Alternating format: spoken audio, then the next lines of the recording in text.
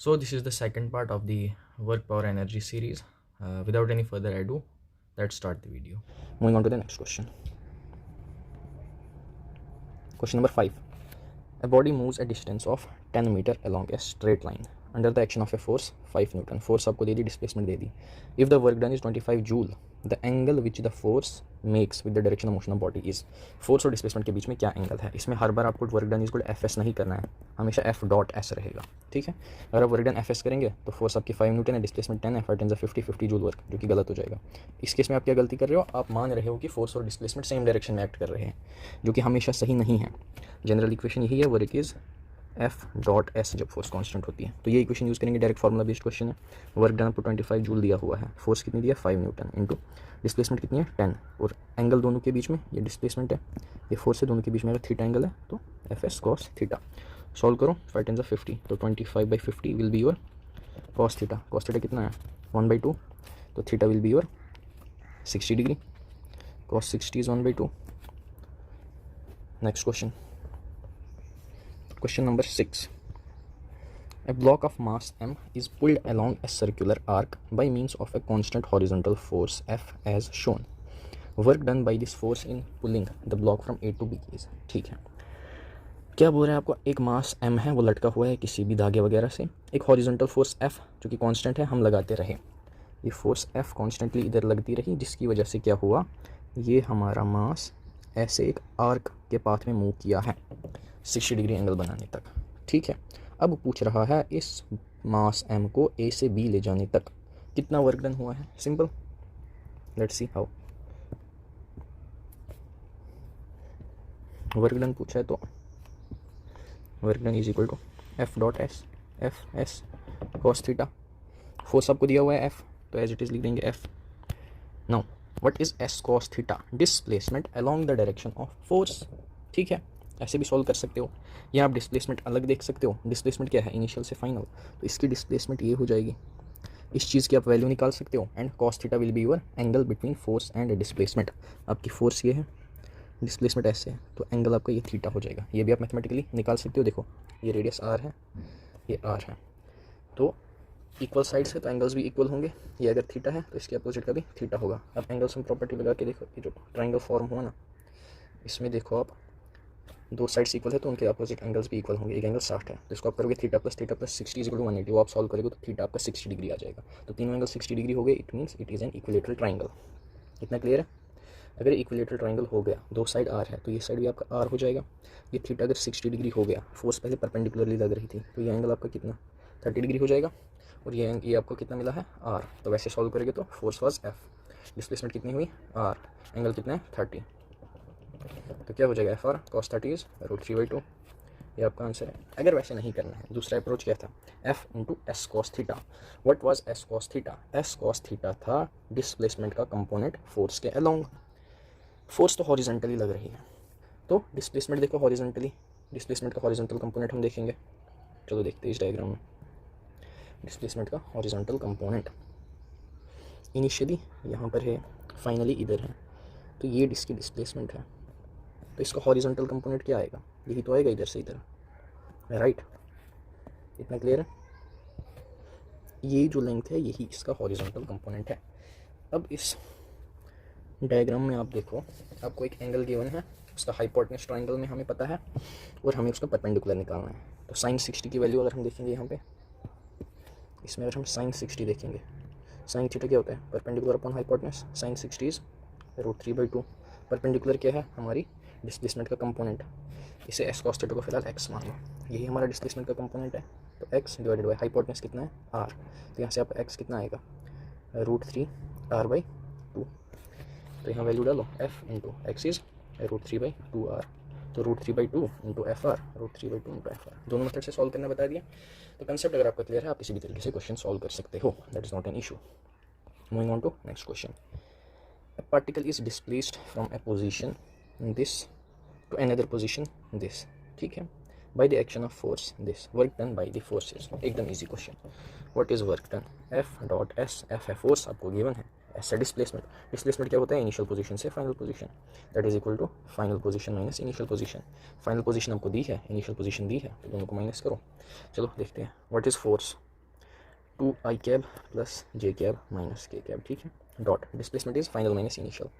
देखो final position is 3i, initial is 2i, तो 3i minus 2i is 1i cap. Final position 2j cap, initially minus J cap, तो minus करोगे तो 2j minus minus J cap, minus minus plus हो जाएगा तो plus 3j cap. K में देखो final position is minus 2k, initial is plus के, minus 2k minus के हो जाएगा माइनस 3k। अब देखो फिर से डॉट प्रोडक्ट है, तो आई वालों का आई के साथ ही होगा, जे का जे के साथ होगा, के का के साथ होगा, क्योंकि आई इंटू जे 90 डिग्री का एंगल बनाता है, cos 90 is 0। 2i into 1i is 2। अब जे का प्लस 1 इंटू प्लस 3, तो 3 1 ज़ा 3, minus 1 into minus 3, minus minus plus हो जाएगा, 3 1 ज़ा 3, तो कितना हुआ, 3 3 6 2 8, 8 joule is the answer. Next question, question number 8, a string is used to pull a block of mass m vertically up by a distance at h a constant acceleration g by 4, the work done by the tension in the string is। question number 1 जैसा था ये भी वही same है, आपके पास एक मास दिया है, धागे से लटकाया हुआ है, ऊपर की तरफ कुछ एक्सेलरेशन है, तो धागे में जो टेंशन होगी उसकी वजह से कितना वर्क हुआ है वही हमें निकालना है, ठीक है।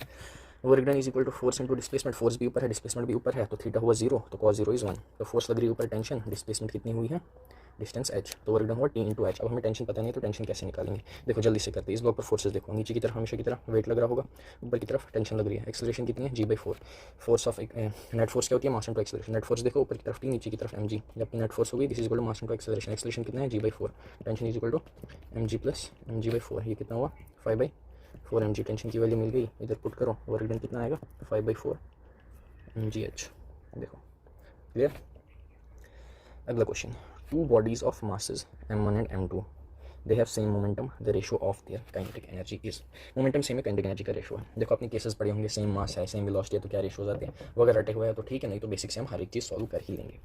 काइनेटिक एनर्जी का रेशो पूछा है तो लिख दो, पहली बॉडी 1 है दूसरी बॉडी 2 है, तो रेशो क्या होगा, kinetic energy of 1 divided by kinetic energy of 2 is equal to, पहली की काइनेटिक एनर्जी कितनी, half m1 v1 square divided by दूसरी की कितनी, half m2 v2 square, half से हाफ खत्म। अब मोमेंटम सेम है, अब यहाँ से क्या इक्वेशन आ रही है मेरी, m1 v1 square divided by m2 v2 square. अब दिक्कत क्या है, वेलोसिटी के बारे में क्वेश्चन में कुछ भी नहीं दिया है, तो इस वेलोसिटी की टर्म को मुझे हटाना पड़ेगा कुछ ना कुछ करके। कैसे हटाऊंगा, सेम मोमेंटम दिया है तो यहाँ से एक और रिलेशन मुझे मिल सकता है, मोमेंटम सेम है, तो इसका मतलब p1 is equal to p2, momentum क्या होता है m1 into v1 m2 into v2। अब v1 और v2 को हटाना है, कैसे हटाऊंगा, यहाँ से देखो v2 को इधर ले जाओ, v1 बाई v2 क्या हो जाएगा m2 बाई m1, बस यही मुझे यूज़ करना है। अब इस वो इधर यूज़ करो, m1 by m2 into v1 by v2 का होल स्क्वायर है ना, v1 बाई v2 का होल स्क्वायर है, तो v1 बाई v2 की जगह मैं मास लिखूँगा, m1 by m2 as it is, v1 by v2 की जगह m2 बाई m1 का होल स्क्वायर। इसे आप सॉल्व करोगे तो क्या आएगा, m1 इंटू m2 का square, m2 into m2 divided by m2 into m1 का square, m1 into m1, m2 से m2 मर गया, m1 से m1 मर गया, तो रेशो क्या आया m2 डिवाइडेड बाई m1। ध्यान से देखो फोर्थ ऑप्शन। अब काइनेटिक एनर्जी का देखो डायरेक्ट फार्मूला अगर आपको याद होता, काइनेटिक एनर्जी का फार्मूला होता है p²/2m in terms of momentum. अब मैं ये वाला क्यों बोल रहा हूँ फार्मूला, क्योंकि क्वेश्चन में वेलोसिटी की बात ही नहीं की हुई थी, जो मैंने फार्मूला यूज़ किया उसमें वेलोसिटी यूज़ हो रही थी, तो एक बेटर फार्मूला ये क्यों हो सकता था। क्वेश्चन में मोमेंटम की बात की, हाँ तो इस फार्मूले में मोमेंटम आ रहा है, क्वेश्चन में वेलोसिटी की कोई बात नहीं की थी, ध्यान से देखो इसमें वेलोसिटी का कोई टर्म है भी नहीं, ये आप यूज़ करते तो डायरेक्टली कैसे करते, ke1 by ke2 is equal to p1 square by 2m1 divided by p2 square by 2m2, ठीक है। अब मोमेंटम दोनों का सेम था, तो p1 square by 2m1 into 2m2 divided by p2 square. देखो मोमेंटम दोनों का सेम था, p1 और p2 बराबर थे, 2 और p2 बराबर थे, 2 से 2 मर गया, m2 बाई m1 आ गया आंसर। ये भी नहीं करना है, डायरेक्ट इस फॉर्मूले में ही आप देखो कितने अप्रोचेज है, जब आप प्रैक्टिस करोगे सब चीज़ें क्लियर हो जाती है। बता रहा है मोमेंटम सेम है, तो काइनेटिक एनर्जी दो बॉडीज़ की कंपेयर करोगे तो मोमेंटम से कोई फ़र्क नहीं आएगा, 2 तो कांस्टेंट है, तो यहाँ से क्या आया, kinetic energy is inversely proportional to mass, जब आपका मोमेंटम कांस्टेंट होता है। तो अब दो बॉडीज़ का रेशो निकालना है उनकी काइनेटिक एनर्जीज़ का, तो इनवर्सली प्रोपोर्शनल टू मास, तो उनकी एनर्जीज़ का ratio will be inverse proportion of their mass, मतलब 1 डिवाइडेड बाई 2, एनर्जी 1/2 की कंपेयर करनी है, तो इनवर्स रिलेशन है, तो that will be equal to m2 by m1। Clear, one liner orally solve हो जाता है अगर आपको ये फार्मूला पता है, और नहीं भी पता है तो बेसिक से तो कर ही लोगे। So again take home messages, जितनी ज़्यादा प्रैक्टिस करोगे उतना बेटर होगा। Moving on to next question, kinetic energy of a body is increased by 44%, what is the percent increase in the momentum। ठीक है, परसेंटेज इंक्रीज। अब ऐसे क्वेश्चंस आपको बहुत देखने को मिलेंगे, किसी भी चीज़ में अगर आपको परसेंटेज इंक्रीज पूछा है तो कैसे निकालेंगे, percentage increase means increase divided by original, into 100%। Increase क्या होता है, फाइनल माइनस इनिशियल, ओरिजिनल बोले तो इनिशियल इंटू 100%। ये हमेशा याद रखना, this is your percentage increase. तो देखो काइनेटिक एनर्जी बॉडी की 44% इंक्रीज़ हुई है, तो परसेंटेज इंक्रीज इन मोमेंटम पूछा है। इसका मतलब आपको काइनेटिक एनर्जी और मोमेंटम में कोई तो रिलेशन पहले पता होना चाहिए। जस्ट मैंने आपको क्या कहा था, kinetic energy is equal to p²/2m। अब ये कैसे आया, अगर आपको ये भी पता है हाफ एम वी स्क्वेयर, तो इसी इक्वेशन में m से मल्टीप्लाई करो, m से डिवाइड करो, कोई फ़र्क नहीं पड़ेगा। m इंटू एम क्या हो जाएगा, m², half m² v² divided by m² v² को क्या लिख सकता हूँ मैं, mv का whole square divided by m। mv क्या होता है, मोमेंटम, तो इसको p लिखूंगा p²/2m। ये इसकी डेरिवेशन है, कहाँ से आया। चलो अब देखते हैं। Kinetic energy is increase by 44%। Initial energy क्या मानोगे, x मान लो। फाइनल एनर्जी क्या होगी, इनिशियल प्लस इंक्रीज। इंक्रीज कितना हुआ है, 44%। तो इनिशियल x थी, इंक्रीज 44% मीन्स 0.44x से बढ़ गई। तो फाइनल एनर्जी आपके पास कितनी है, 1.44x। ठीक है जी। अब बोल रहे परसेंटेज इंक्रीज इन मोमेंटम। यहाँ से पहले मोमेंटम की इक्वेशन निकालो, के E is equal to p²/2m। तो p is equal to √2m into E. ये क्लियर है कैसे आया, यहाँ से देखो 2m को यहाँ ले जाओ और अंडर रूट कर लो, तो momentum is equal to √2m into energy. अगर इनिशियल एनर्जी x थी तो इनिशियल मोमेंटम कितना था, √2m इंटू इनिशियल एनर्जी जो कि x थी। ठीक है, फाइनल एनर्जी इतनी है, तो फाइनल मोमेंटम कितना होगा, √2m इंटू फाइनल एनर्जी जो कि है 1.44x। सॉल्व करोगे तो √2.88 mx। इनिशियल मोमेंटम मिल गया, फाइनल मोमेंटम मिल गया।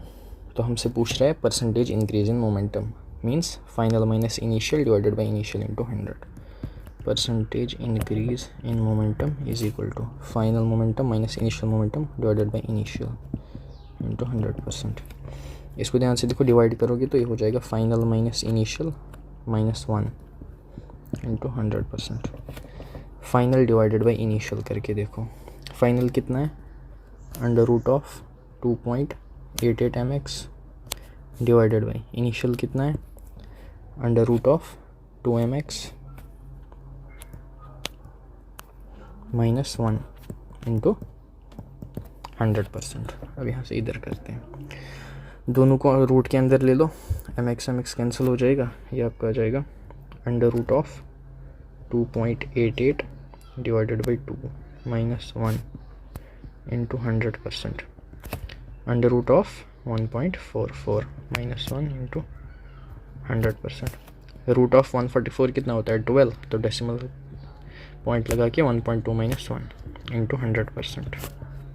1.2 - 1 0.2 इंटू 100%। मल्टीप्लाई करोगे तो there is 20% increase in momentum.